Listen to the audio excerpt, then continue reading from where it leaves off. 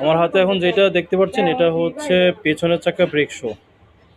চেনার উপায় হচ্ছে আপনার হোন্ডা হলে এরকম হোন্ডার লোগো থাকবে, এটা হচ্ছে জেনুইন। কারণ এর আগে যেটা ইউজ করছিলাম সেটা ছিল হচ্ছে এটা, এটা হচ্ছে আমার পুরাতনটা। সো এটা যখন চেঞ্জ করছি হয়তো বা আমি ছিলাম না, যেই দিছে সে আপনার হোন্ডার জায়গায় যে দেখতে পাচ্ছেন এই যে আপনার হিরো লেখা, এই যে হিরোর ব্রেক শো আপনার ধরাই দিছে। তো কয়েকদিন যাবৎ প্রবলেম যেটা ফেস করতেছি সেটা হচ্ছে যখন বাইকটা কিছুক্ষণ দাঁড়া করিয়ে রাখি বা ধরেন যে ব্রেক পুশ করার পরে আপনার ব্রেক মানে পিছনের ব্রেকটা লেগে থাকে, সামনের দিকে যেতে চায় না।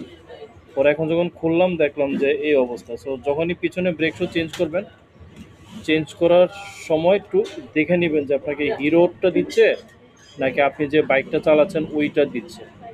So brand two brand very করে আপনার চাকার ব্রেক। সো সব বিষয়ে একটু সতর্কতা অবলম্বন করা ভালো।